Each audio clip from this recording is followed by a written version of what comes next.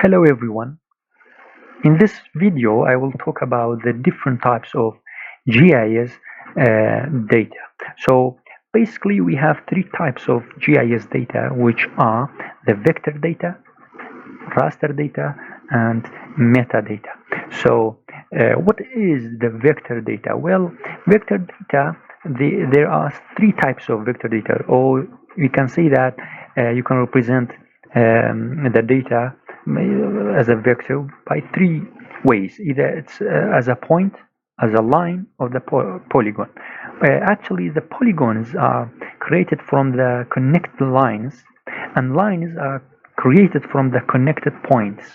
So they have same, geometric relationship. So, for example, the GPS data or total station data or any data with coordinates or spatial information, you can represent it as vector data.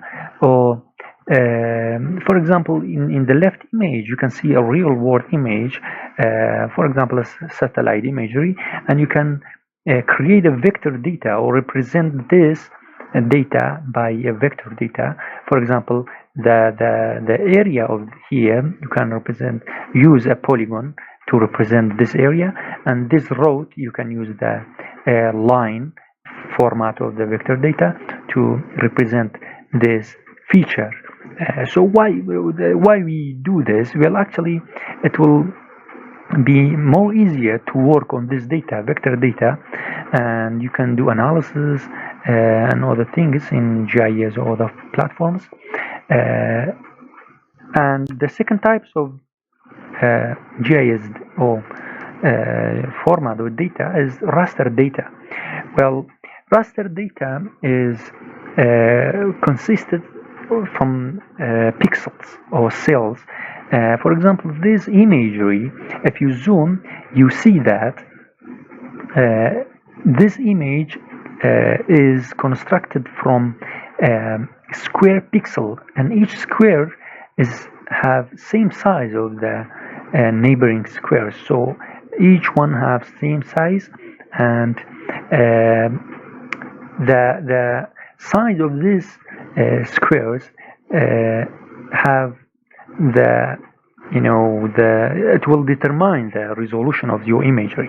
So for example, if you represent this imagery, and actually it is a raster data, so just for visualization, if we want this feature as a raster data, it looks like this. For example, this is the area, this is the building, this green, and the road is represented just like this as a pixel. It's not a smooth line as a vector data, as you see here, because in the vector it has no dimension. You can create a curve, but in raster data, because it is based on the pixels, so it's based on the size of the pixels, so it will be created like this, because the pixel are so great that lose some curvature and the resolution of the picture.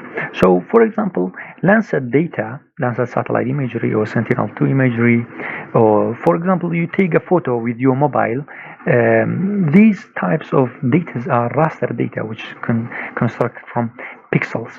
So as another example for raster and vector is that, for example, if you represent a tower, location of a tower as a vector, it looks like this. If you represent a road or pipeline or a network of points, it looks like this. And the polygon or the area of a water boundary of a building, it looks like this.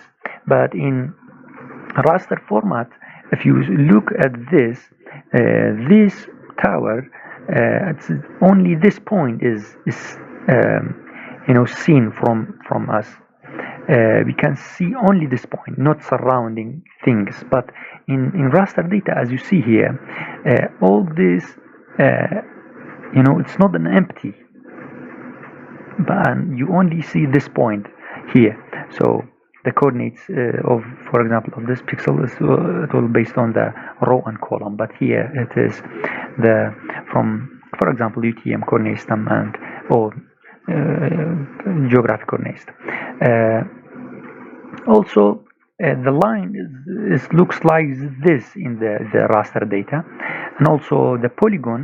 If you represent the polygon from the raster data, if it is this, if this is the vector file of the, for example, water area, this will be the same area but represented by the raster format. So the question here is that why we need vector or raster data. Well, actually, because sometimes we need analysis, for example, network analysis. We cannot do network analysis on raster data. We need vector data. And sometimes, for example, in image classification, we need raster data. We cannot do image classification by vector data. So we need both, and vector data is more easier to use, and it is,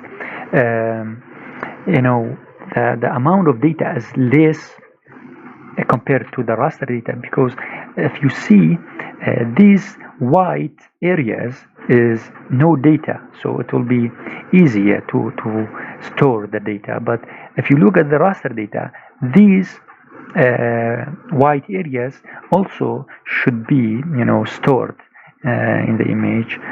That's why it will need more space to save the data, and also for the analysis it will be computationally expensive to use raster data, for especially for huge study areas.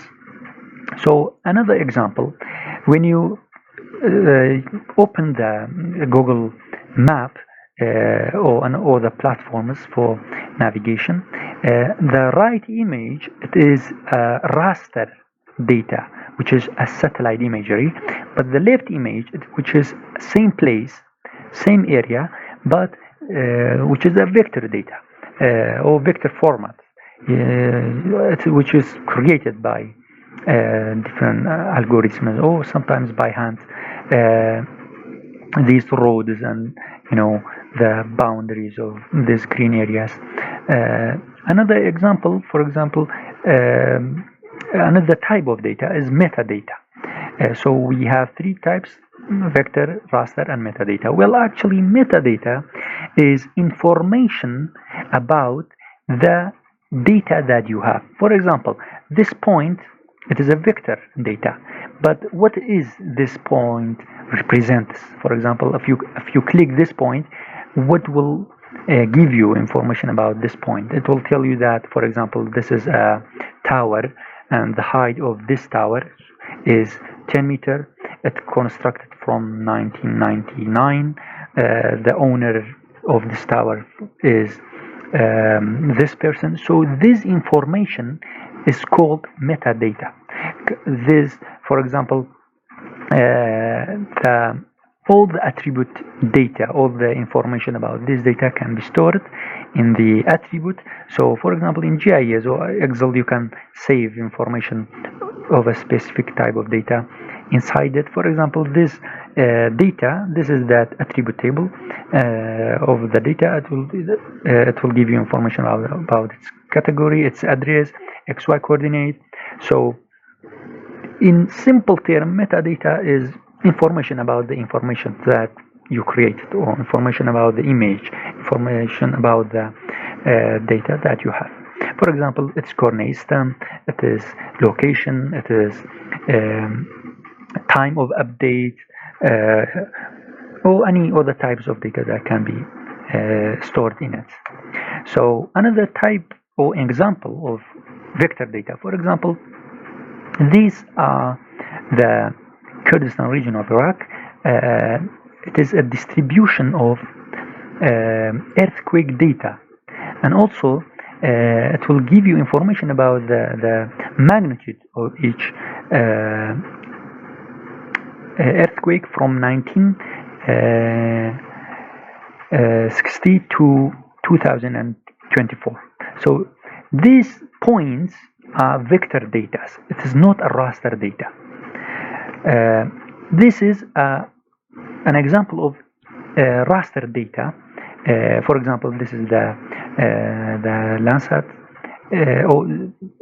Landsat, and this is the Sentinel-2 imagery that from the satellite imagery, which is freely available actually. So the format of this raster data. This is also the land use land cover map, which is constructed from pixels, which is a raster type of data. You can represent or map the LULC using the pixels, or represented by pixel, which is a raster format. Also, we have another type of vector data. For example, you can create a database for main pipelines, main roads, or main networks, and these lines is represented by a vector data or a line. So it is a vector file type.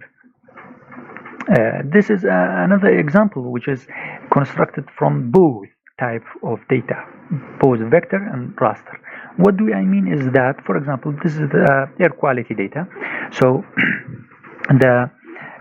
these boundaries, if you see these boundaries is a layer which is a vector data, but the air quality data, the green and yellow and red data, is raster data. So I put it both on same on each other. So I created, for example, this map.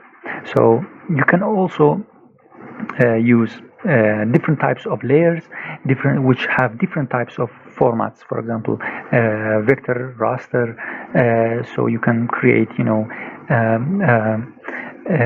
create and visualize a great image that is, look beautiful. So another type of data, or a mixture of both raster and vector. For example, this is towers, the location of the towers, and this is the road between the towers. So the towers and the road between them is vector data. So you can create a layer, different layer that consisted of roads, which is line, and towers, which is point. But the background, if you see this is a base map, which is raster, which is satellite imagery. So you can use it, which will create the combination of raster and vector will create a beautiful, imagery. So the final thing that I want to talk about is the transformation between raster and vector data. So easily you can transform the raster format to vector format if you need a vector data, and also if you have a vector data, you can easily transform the vector to raster data using, for example, ArcGIS or the GIS platforms that can be easily that can be easily used, and they are really simple tools that is helpful to transform between this data and use in different types of geospatial analysis.